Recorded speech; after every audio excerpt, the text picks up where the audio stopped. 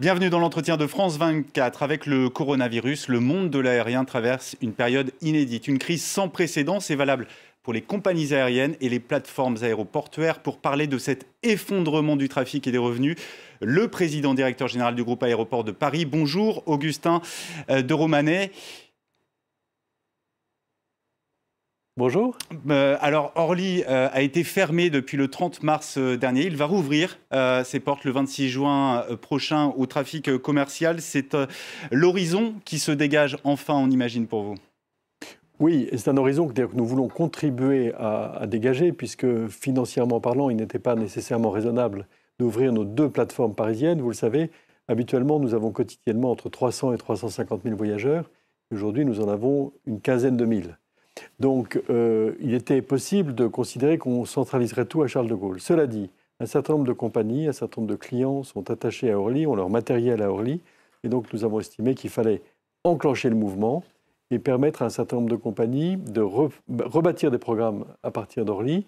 Et d'ailleurs, nous avons eu l'effet souhaité, puisqu'un certain nombre de compagnies, notamment étrangères, ont considéré que ce signal de la réouverture du 26 juin était de nature à leur permettre d'établir des programmes de vol un peu plus substantiels qu'initialement prévus. Donc nous voulons contribuer au redémarrage du transport aérien.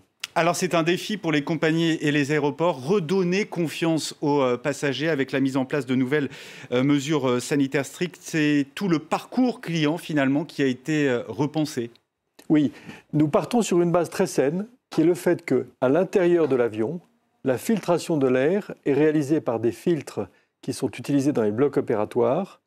L'air est renouvelé toutes les 3 minutes et il n'y a pas de risque de contamination par aérosol. Donc à partir du moment où la base est très saine et où d'ailleurs les mois qui viennent de s'écouler ont montré qu'il n'y avait pas de contamination spécifique dans l'avion, bien au contraire, il était important que de l'entrée dans l'aérogare jusqu'à la sortie de l'aérogare d'arrivée, nous mettions en place des protocoles qui permettent aux passagers d'avoir une espèce de chaîne de la sécurité sanitaire. Vous savez, on parle de la chaîne du froid pour l'alimentation surgelée. Eh bien là, c'est la chaîne de la sécurité sanitaire qui commence à l'entrée de l'aérogare où vous êtes conduit à mettre un masque. Vous avez du gel hydroalcoolique qui est à votre disposition. Vous avez des surfaces collectives qui ont été débarrassées des virus par des traitements spécifiques que nous avons demandé à nos sous-traitants. Nous avons installé des hygiaphones pour les comptoirs d'enregistrement. Nous nettoyons les bannettes et les sites pour le contrôle des bagages de cabine, qui se réalisent d'ailleurs dans des conditions améliorées, et ainsi de suite. Donc toute la chaîne du transport aérien est rendue la plus saine possible. Y compris pour tout ce qui est passage aux barrières de sécurité, il y aura plus ces longues files d'attente auxquelles on pouvait être habitué ?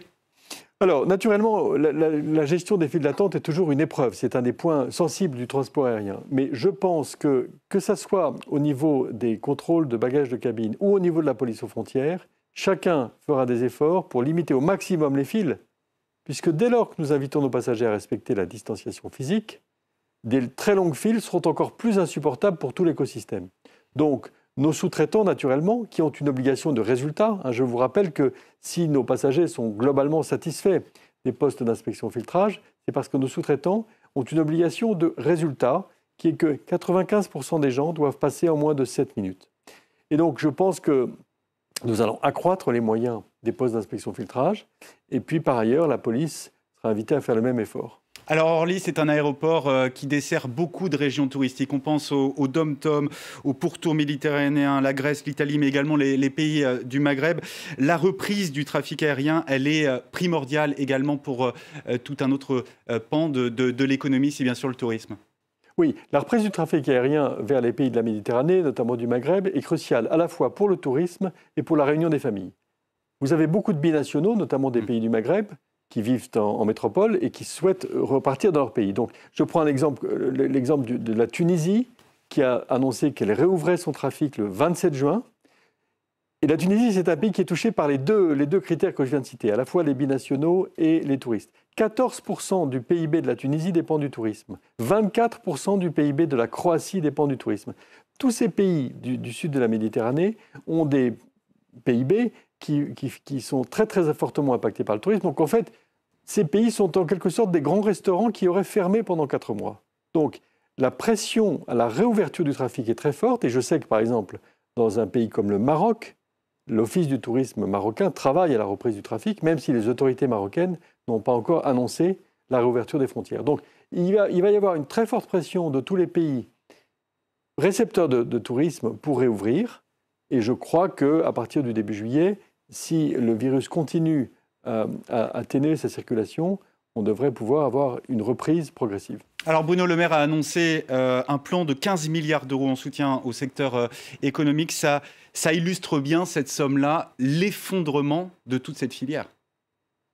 Ça illustre les menaces sur toute cette filière. Alors, je précise que les aéroports ne sont pas concernés par les annonces qui ont été faites ce matin et qui comprennent notamment les 7 milliards d'avances qui ont été consentis à Air France. Il est exact que ce soit les compagnies aériennes, que ce soit les assistants en escale, que ce soit les constructeurs d'avions, tout le secteur est affecté. Et j'ajoute que les aéroports sont également très affectés. Nous allons perdre plus de la moitié de notre chiffre d'affaires cette année. Et nous avons aujourd'hui un chiffre d'affaires qui correspond à environ 2% du chiffre d'affaires habituel. Le retour à la normale va être progressif dans la mesure où un certain nombre de changements de comportement vont exister parmi les passagers. D'abord, les voyageurs d'affaires. Les voyageurs d'affaires vont être conduits probablement à moins voyager pour deux motifs. D'abord, on a découvert les Zoom, les Teams, les Skype, etc., qui permettent des multiconférences à distance. D'autre part, les entreprises du monde entier vont serrer leurs coûts. Et donc, on doit craindre que les classes avant des compagnies aériennes soient moins occupées. Par ailleurs, les passagers touristiques vont être freinés d'aller dans un certain nombre de pays dans la mesure où ils vont craindre des mises en quarantaine ou des contrôles sanitaires qui pourraient les conduire à être retenus contre leur volonté. Donc, ça n'est que très progressivement que le transport aérien va reprendre sur sa tendance précédente. Ces dernières années, ADP a lancé un vaste programme de modernisation de ses aéroports, notamment à Orly, les terminaux, la piste sud qui a été totalement refaite. Cette crise, est-ce qu'elle va freiner la transformation de vos aéroports? Moins que jamais. Cette crise va accélérer notre mouvement qui vise à diminuer les émissions de CO2 du transport aérien dans son ensemble et des aéroports en particulier, d'une part, et à développer notre démarche d'hospitalité d'autre part. Lors de la dernière Assemblée générale du groupe ADP, nous avons fait intégrer dans l'article 1er de nos statuts la raison d'être du groupe ADP. Et notre raison d'être n'est pas de développer le transport aérien, elle est d'accueillir les passagers dans les meilleures conditions possibles. Donc nous avons un ADN d'hospitalité et plus que jamais, nous allons améliorer la qualité de l'accueil pour des passagers qui doivent être rassurés. C'est la raison pour laquelle le groupe ADP a été précurseur dans l'élaboration d'un corpus de mesures sanitaires qui a d'ailleurs inspiré le HASA, qui a inspiré le monde entier. Vous le savez, en Europe aujourd'hui, nous vivons sous le régime d'un cahier de recommandations de l'EASA, qui est l'Agence européenne de la sécurité aéroportuaire, qui s'est largement inspiré des travaux que nous avons faits. Nous avons par exemple décidé que nous proposerions aux passagers d'être scannés par des caméras thermiques et chaque passager qui est accueilli avec la constatation d'une fièvre se voit proposer un test PCR par nos services médicaux. Beaucoup de compagnies se retrouvent en grande difficulté. Est-ce que cette crise, elle ne risque pas de réduire tout simplement la diversité du pavillon français et du coup bien pénalise à terme les passagers? Toutes les grandes crises, malheureusement, génèrent des recompositions, ce qu'on appelle des consolidations, c'est-à-dire des fusions de sociétés, éventuellement, j'espère le minimum, des faillites. Mais cette difficulté du transport aérien, elle préexistait à la crise du Covid. Vous vous souvenez de la faillite des Glazures, de la faillite d'XL Airways. Donc, malheureusement, nous allons peut-être enregistrer d'autres faillites et d'autres regroupements de compagnies, mais à terme, la compétition est tellement rude dans le transport aérien que je crois que les consommateurs et les passagers ne seront pas pénalisés, puisque si une compagnie disparaît, elle sera rapidement remplacée sur les routes qui sont rentables par d'autres compagnies. Enfin, une dernière question. Est-ce qu'à l'occasion de cette crise, Augustin de Romanet, on ne doit pas aussi tirer un enseignement, peut-être moins de frénésie dans nos déplacements, la mise en place d'un passeport, pourquoi pas, écologique? Alors, oui, je l'ai toujours pensé et je me souviens qu'il y a 5 ou 6 ans, dans une émission de radio, j'avais indiqué qu'il ne me semblait pas assuré qu'on continue à pouvoir passer Noël en famille aux Maldives. L'empreinte CO2 de l'activité humaine doit être réduite de façon drastique. Ce que cette crise nous a montré, c'est qu'une pandémie peut mettre le monde à plat, mais ça n'est rien à côté des conséquences d'un réchauffement climatique qui serait mal maîtrisé. Donc, le transport aérien doit prendre toute sa part dans la réduction des émissions de CO2. Et c'est aussi tout le sens des contreparties qui ont été demandées par le gouvernement aujourd'hui pour le plan de soutien à l'aéronautique, c'est-à-dire des avions qui soient moins émetteurs de CO2. Nous, aéroports, nous nous sommes engagés à être neutres en émissions carbone sans compensation en 2050. Et dès 2030, nous serons avec zéro émission nette. Donc, je crois que le fait que le monde doive être moins frénétique dans une activité humaine qui détruit la planète, c'est quelque chose qui s'impose aujourd'hui à nous tous. Merci Augustin de Romanet, on retiendra votre message. Merci d'avoir répondu à nos questions. L'info, elle se poursuit sur France 24.